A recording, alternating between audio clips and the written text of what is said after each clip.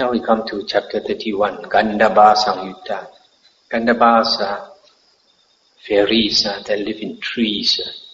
They also come under these four great heavenly kings, the lowest heaven. 31.1. At Savatthi, the Buddha said, monks, I will teach you about the devas of the Gandhabba order. Listen, pay attention. And what monks are the devas of the Gandhabba order? There are monks, devas dwelling in fragrant roots, devas dwelling in fragrant hardwood, devas dwelling in fragrant softwood, devas dwelling in fragrant bark, devas dwelling in fragrant shoots, devas dwelling in fragrant leaves, devas dwelling in fragrant flowers, devas dwelling in fragrant fruits, devas dwelling in fragrant sap, and devas dwelling in fragrant scents. These monks are called the devas of the Gandhabba order. That's the end of the sutta. So here you see that in a tree you can have a lot of devas, especially it's a huge tree, a big tree. There are some living in the roots, some prefer to live in the hard wood, some prefer to live in the soft wood, some live in the bark, some live in the shoots, some live in the leaves, some live in the flowers, some live in the fruits, some live in the sap, and some live in the scents. 31.2. A monk asked the Buddha, Venerable Sir, what is the cause and reason why someone here, with the breakup of the body after death, is reborn in the company of the devas of the Gandhabba order? And the Buddha said, Here monk, someone practices good conduct of body, speech and mind. He has heard the devas of the Gandhabba order are long-lived, beautiful and abound in happiness. He thinks, oh, with the breakup of the body after death, may I be reborn in the company of the devas of the Gandhabba order. Then with the breakup of the body after death, he is reborn in the company of the devas of the Gandhabba order. This monk is the cause and reason why someone here, with the breakup of the body after death, is reborn in the company of the devas of the Gandhabba order. So you see here the difference between this Gandhabbas and the previous Nagas and Supanas is they practice good conduct of body, speech and mind. So unlike the previous two, they also had bad conduct. This one, they have much more good conduct than bad conduct. 31.13.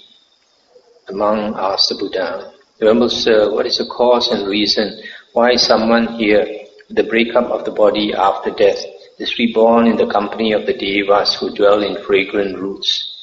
And the Buddha said, Here monk, someone practices good conduct of body, speech and mind. He has heard the devas who dwell in fragrant roots are long-lived, beautiful and abound in happiness. He thinks, oh, with the breakup of the body after death, may I be reborn in the company of the devas who dwell in fragrant roots. He gives food, he gives drink, clothing, vehicles, garlands, fragrance, unguents, beds, dwellings, land, etc. Then with the breakup of the body after death, he is reborn in the company of the devas who dwell in fragrant roots. This monk is the cause and reason why someone here, with the breakup of the body after death, is reborn in the company of the devas who dwell in fragrant roots. Similarly, for the devas who dwell in the hard wood or in the soft wood or in the bark or in the flowers, etc.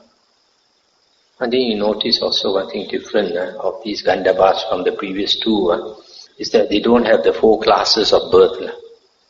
The previous one, they have 4 classes, egg-born, womb-born and all that, but not for the Gandhabbas. I come to the next chapter, Valahaka-samyutta. Valahaka refers to the cloud devas. I don't know if you remember, in the previous sutta we read that the Buddha said a long time ago when he was in that birth, he was a universal king. He ruled the whole earth. And he said his treasure elephant was called Uposatha. And his favorite steed or favorite horse was called Valahaka. Valahaka can fly like the cloud devas so fast. 32.1 Monks, I will teach you about the devas of the cloud-dwelling order. Listen. And what monks are the devas of the cloud-dwelling order? There are monks, cool cloud devas, warm cloud devas, storm cloud devas, wind cloud devas, and rain cloud devas. These monks are called the devas of the cloud-dwelling order. So you see, even the cloud devas also got different types. There are some clouds that are cool clouds, some are warm clouds, some are storm clouds, some are wind clouds, some are rain clouds. And then the 32.2, the monk asked, similar to the previous one, what is the cause and reason? Someone is born as a cloud deva, and the Buddha answered that is similar to the Gandhabbas. A person practices good conduct of body, speech and mind, and he aspires to be reborn as a cloud deva. So after that he is born as a cloud deva.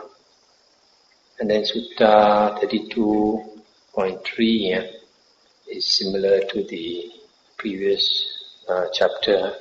Somebody asked the Buddha, how is it someone is born as a cloud deva, and the Buddha said that person practices good conduct of body, speech and mind, and he does a lot of charity. He gives food, drinks, clothing, vehicles, garland, fragrance, etc. And then he aspires, makes the wish to be reborn as a cloud deva. So because of his good karma, he is born as a cloud deva. And there are many suttas here for the different types of cloud devas. You have one sutta for the cool cloud devas, you have another sutta for the warm cloud devas, you have another sutta for the storm cloud devas, you have another one for the wind cloud devas, and another one for the rain cloud devas. And so you have so many suttas. 32.56 Venerable Sir, what is the cause and reason why it sometimes becomes windy? And the Buddha said, there are among what are called wind cloud devas. When it occurs to them, let us revel in our own kind of delight. Then in accordance with their wish, it becomes windy. This monk is the cause and reason why it sometimes becomes windy. Stop here from this sutta. So the Buddha says, when there's a strong wind, it's these wind cloud devas, they like to play. So they come out to play. So these clouds that move very fast, move like the wind, cause that wind. Of course, if you go by scientific evidence, because science cannot see the devas, so they don't believe in this. But it's all right, whether we believe or not. This. And then the rain cloud devas also. Someone asks, Sir, what is the cause and reason why it sometimes rains? And the Buddha said, there are among what are called rain cloud devas. When it occurs to them, let us revel in our own kind of delight. Then in accordance with their wish, it rains. This monk is the cause and reason why it sometimes rains.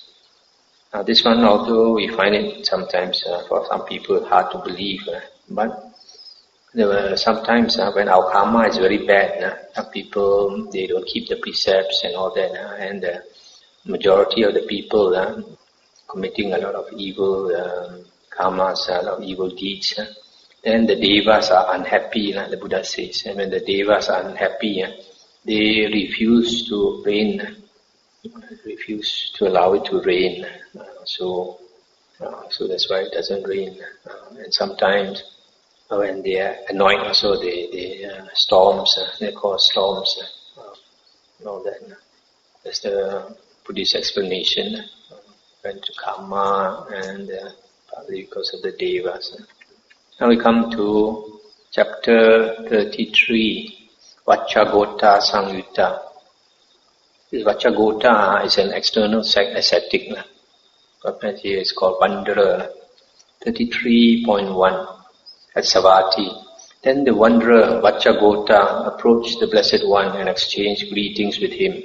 When they had concluded their greetings and cordial talk, he sat down to one side and said, Master Gotama, what is the cause and reason why these various speculative views arise in the world? The world is eternal, or the world is not eternal, or the world is finite, or the world is infinite, or the soul and the body are the same, or the soul is one thing, the body another, or the Tathagata exists after death, or the Tathagata does not exist after death, or the Tathagata both exists and does not exist after death, or the Tathagata neither exists nor does not exist after death. And the Buddha said, Vaccha, it is because of not knowing body, its origin, its cessation, and the way leading to its cessation, that those various speculative views arise in the world. This Vaccha is the cause and reason why various speculative views arise in the world. So the Buddha says, cause of not understanding the body, how the body arises, how it ceases, and the way leading to its cessation. So we don't see that the body is impermanent, that it gives us suffering, that it is anatta, not self. So because of that, most people, we desire and cling to the body. So when you desire and cling to the body, this conceit, the ego arises. You have this I am. Once you have this I am, then you start thinking about the world and thinking about yourself. Like after death, where am I going? Is the world, where did the world come from, and all these things. So you have a lot of views, all because of that ego. The next sutta is the same question the Vacchagotta asked, and the Buddha answered. Instead of body, here the Buddha says, Vaccha, it is because of not knowing feeling, its origin, its cessation, and the way leading to its cessation, that all those various speculative views arise in the world. This Vaccha is the cause and reason why those various speculative views arise in the world. Similarly, in the third sutta, the Buddha says, it's because of not understanding perception, the origin, cessation, and the way leading to the cessation of perception. That's why all the views arise. And the fourth sutta is because of not understanding volition. And the fifth sutta is not because of not understanding consciousness. So you see, the Buddha is saying basically, we group them together, that means because of not understanding the five aggregates, that we cling to a self. When we cling to a self, then all the various speculative views arise in the world. The mind starts thinking, one thought becomes 10, 10 becomes 100 thoughts, 100 thoughts becomes 1,000 thoughts. Now we come to the last sutta of this third book, called the Jhana-samyutta. Jhana is a state. I would translate it as a state of mental incandescence, a state of mental brightness, when the mind becomes focused, becomes one-pointed, isin, that the mind starts to become bright. The higher the jhana, the more bright the mind becomes. This mind can only become bright when the mind is totally focused. An ordinary mind is scattered. Our energy goes out to the six senses, to seeing, hearing, smelling, taste, touch and thinking. So because of that, our mind is scattered, it is not strong. But when it is focused, it comes all the energy is concentrated, and then it begins to become bright. So the Buddha says that for most people, we are sick, mentally sick, because our mind is so scattered. Only the Arahant is a saint. We are all tiga suku. We are the range. 34.1 at Savatthi, the Buddha said, monks, there are these four kinds of meditators. What four? Here, monks, a meditator is skilled in concentration, regarding concentration, but not skilled in attainment regarding concentration. Second, here a meditator is skilled in attainment regarding concentration, but not skilled in concentration regarding concentration. Number 3, here a meditator is skilled neither in concentration regarding concentration, nor in attainment regarding concentration. Number 4, here a meditator is skilled both in concentration regarding concentration and in attainment regarding concentration. Therein, monks, the meditator who is skilled both in concentration regarding concentration and in attainment regarding concentration is the chief, the best, the foremost, the highest, the most excellent of these 4 kinds of meditators. Just as monks, from cow comes milk, from milk comes cream, from cream comes butter, from butter comes ghee, and from ghee comes cream of ghee, which is reckoned the best of all these. So too, the meditator who is skilled both in concentration regarding concentration and in attainment regarding concentration is the chief, the best, the foremost, the highest, the most excellent of these 4 kinds of meditators. So this one, skill in concentration regarding concentration, I'm not sure, maybe it's about the knowledge about concentration. What are the states of concentration, what are the characteristics and all that. And skill in attainment is being able to attain these various states of concentration. And then second sutta, Esavati, the Buddha said, monks, there are these 4 kinds of meditators. What for? Here monks, a meditator is skilled in concentration regarding concentration, but not skilled in maintenance regarding concentration. Number 2, here a meditator is skilled in maintenance regarding concentration, but not skilled in concentration regarding concentration. Here a meditator is skilled neither in concentration nor in maintenance regarding concentration. Number 4, here a meditator is skilled both in concentration and in maintenance regarding concentration. Therein, monks, the meditator who is skilled both in concentration and in maintenance regarding concentration is the chief, the best, the foremost, the supreme, the most excellent of these 4 kinds of meditators. So here it says maintenance regarding concentration probably means being able to maintain your state of jhana, your state of samadhi, or state of concentration. Because if you don't have the kung fu, even though you enter a particular jhana, you won't be able to abide in it for long. You will simply come out of it in a short while. So being able to prolong your stay in that jhana, that is maintaining your concentration. So the other suttas are a bit similar, talking about the various types of meditators. The third one is skilled in maintenance and skilled in emergence, being able to come out quickly from that jhana. And then the fourth one, pliancy, skilled in pliancy in relation to concentration. The fifth, skilled in the object of concentration. 6, skilled in the range of concentration. 7, skilled in resolution of concentration. Number 8, thorough worker regarding concentration. Number 9, a persistent worker regarding concentration. Number 10, one who does what is suitable regarding concentration.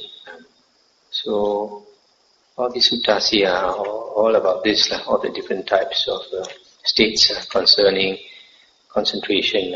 And it's not very interesting, so I don't think we want to go any further. So that's the end of this third book of the Samyutta Nikaya, the Gandhabba-samyutta. Tomorrow we'll go into the fourth book called the Salayatana Vaga, another very important topic. So we are proceeding quite fast. After 1 month, about 1 month, we finished 3 books. So it looks like before the end of the Vasa we would have finished. I thought we might not be able to finish. So if we finish early and we have time, I consider doing the next Nikaya. It's the Majjhima Nikaya. Okay, I think to discuss. Yeah.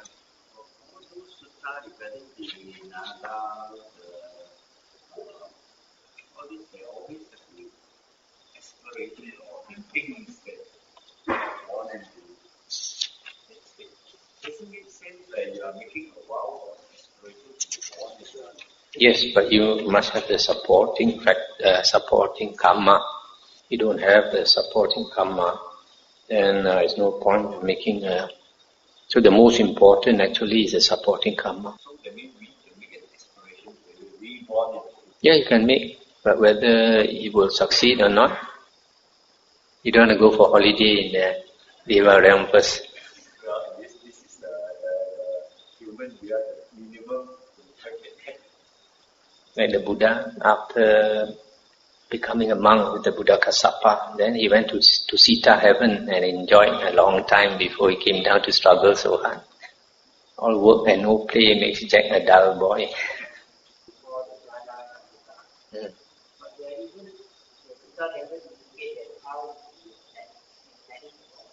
You see, in the suttas, the Buddha did not give very detailed description of the meditation. I think probably for a good reason, because if you give too detailed instructions like what is being given nowadays, then our mind is very cunning. We like to believe that we already attained it.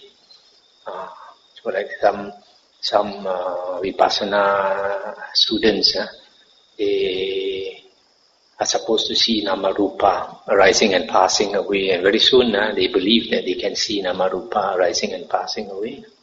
And similarly, for those who practice samatha, the teacher tells them they are supposed to see the light, and after a short while they believe that they see the light.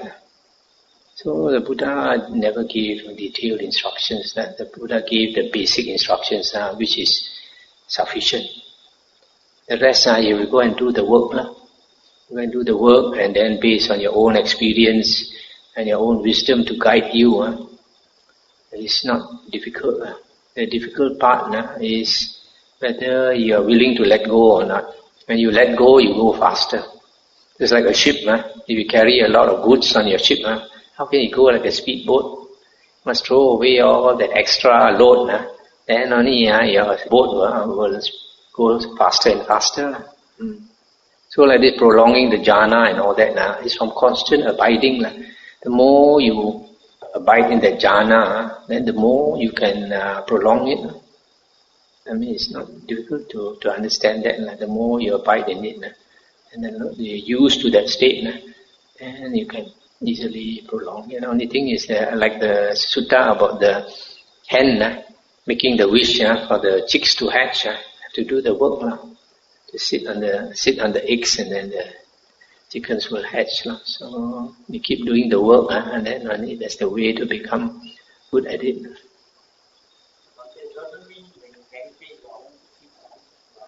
Right? Yeah, it doesn't mean that. But sitting long is helpful if you want to attain samadhi. There's one teacher from the Himalayas, one organization, one Swami. He tells his disciples you have to sit a minimum of 3 hours to get results. Because the longer we sit, the mind tends to calm down. But of course, if you don't have the kung fu also, it's very difficult to sit long. So it's from constant practice, and then the mind calms down. So a lot of conditions, to succeed. So we have to guide ourselves using our wisdom, as the Buddha says. Be a lamb unto yourselves. Be a refuge unto yourselves in no other as your refuge. And take the Dhamma as your lamb. Take the Dhamma as your refuge in no other refuge.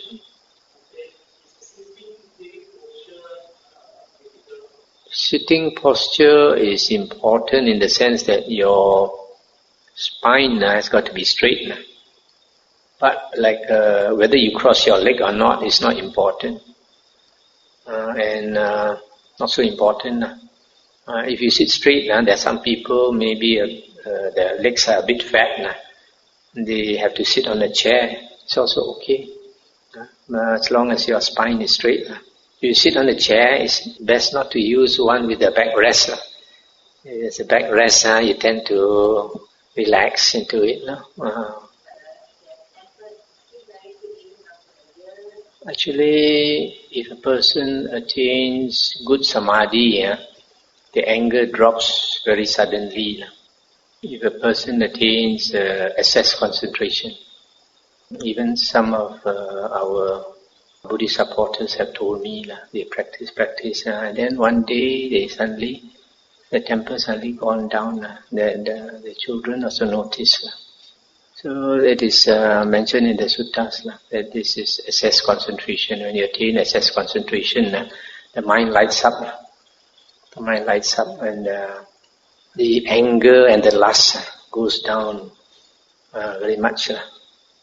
So that people notice it, and you notice it also. It's not that you don't have temper, you still have anger, but it's reduced very much.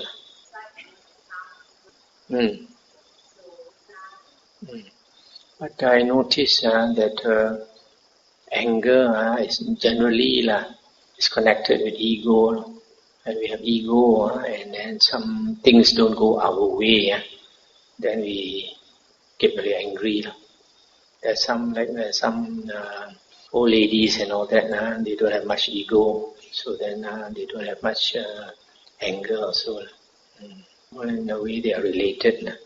So understanding the suttas is very important. When we read the suttas or listen to the suttas, then we have a better understanding. Then we know the danger of anger, we know the danger of the ego, then we learn to cut it. I have one supporter. He's a businessman. He has been listening to the Dhamma talks and he has the wisdom to understand much of it. He told me before he heard the suttas and all that, he had a bad temper. If somebody says something that he doesn't like, immediately flare up. But now after learning the Dhamma, he realizes not good for his ego. So immediately doesn't allow himself to get angry. So understanding Dhamma is also very important, helpful.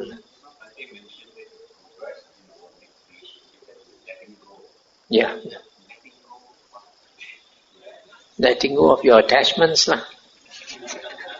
When you meditate and you find the mind is very difficult to calm down because a lot of thoughts.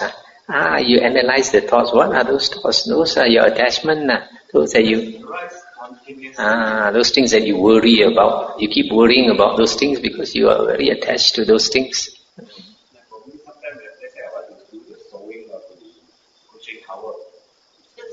I need to do this, I need to do that. The whole session was just sewing the missing cover. How do I put a stop to it? One way is do chanting. Like Namo Tassa, Bhagavato, Arahato, Sammasambuddhassa. Just keep chanting.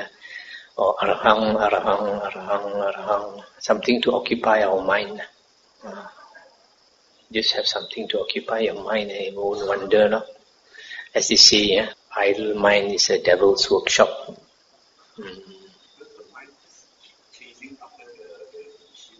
This chanting is a long Indian tradition. They like to chant mantras. But it's not necessary to chant mantras. We chant our Namo Tassa, Arahang, or Buddho, whatever you like. Or Namo Buddhaya, Namo Buddhaya, Namo Buddhaya, like that non-stop. Very helpful. The moment, if you keep chanting, your mind doesn't stray.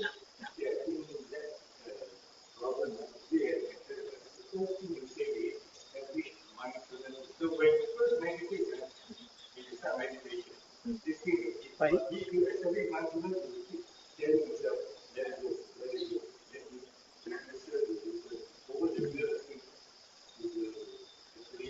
But just now I think he was mentioning sewing, doing sewing.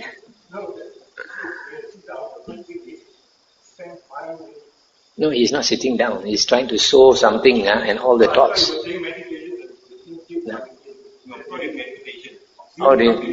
Oh, I see.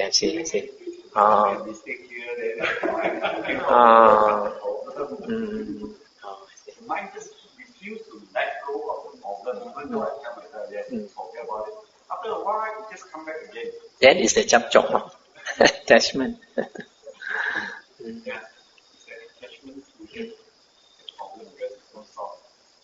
Yeah. Different people, character is different. There's some like you, the worrying type, always worrying about things that they want, maybe should not worry about, and you keep worrying about. Habit. Yeah.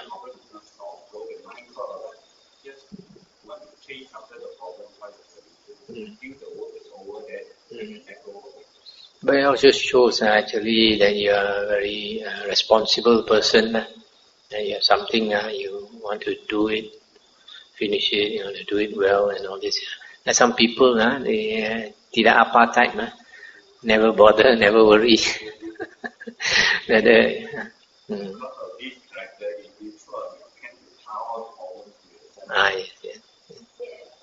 I think especially we have China genes.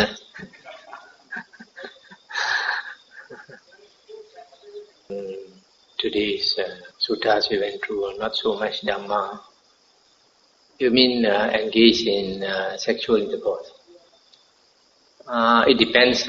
Firstly, if he engages in sexual intercourse, firstly he should be expelled. But if he does it with a nun, then he's not allowed to reordain. Yeah, I should apply, because when a person wears the robe and he takes himself to be a samanera, and other people take him to be a samanera, so he's expected to behave like a samanera. No, the Buddha didn't say that. You have more of a characteristic of a man, then you are born as a man. You have more of a woman, you are born as a woman. But sometimes it happens that somebody who has been a woman many lifetimes, then he's born as a man. Then he behaves a bit what we call pondan, because his character is more... and also your environment also influences a person. If say like you have one family, you have 5 daughters and 1 son, and then that son is influenced by all the sisters, so he becomes a bit feminine. On the other hand, if you have 5 boys and 1 girl, and then that girl becomes tomboy. So what is, whether you are a man or a woman is not so important. It's your karma that's important, because your karma will determine where you're going to be reborn. And the important point is that we don't want to be reborn in the woeful planes. Right? So we have to be very careful about our karma so that we don't... And now even if you're born as a male dog, it's no good, or born as a male ghost also is no good, Better be a female Devi,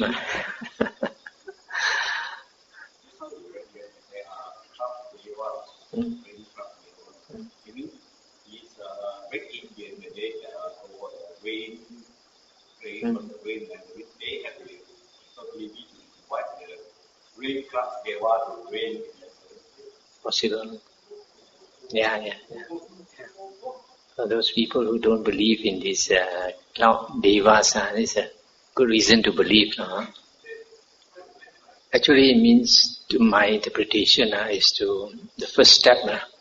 First step is to set up mindfulness. It's not like physically in front. First thing when you meditate, first thing to do is to set up mindfulness. Sometimes some of these expressions, like this, is a translation from the Pali, Indian language. Surprisingly, Indian language has 1 or 2 things similar to our Chinese language. In the Vinaya books, they said that say like you have a certain sima, a certain boundary. If you recite outside the boundary, you are not considered a member of the Sangha. So, like in Hokkien we say, "Luk khia ti tolok." Actually, you are asking where do you stay, but literally, where do you stand? Isn't it? Where do you stand? And Hokkien, "Luk khia ti tolok" is where do you live, but literally is where do you stand. And the Indian language also is the same. In our Vinaya book, it says, if you stand outside the boundary, you are not a member of the Sangha. But I believe it means if you recite outside the boundary. So sometimes these words, you have to know the meaning. Like when you say, what we say, idle gossip, don't engage in idle gossip. And in the suttas it says, don't talk animal talk. Don't talk animal talk. Animal talk, to an Indian, animal talk, talking about all kinds of rubbish, all kinds of nonsense. It's mentioned there fragrant, maybe they prefer fragrant trees. There are so many trees to choose, why want to choose a smelly tree?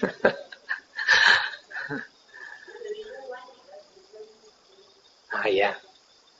In fact, those some people believe that some fragrant trees are haunted.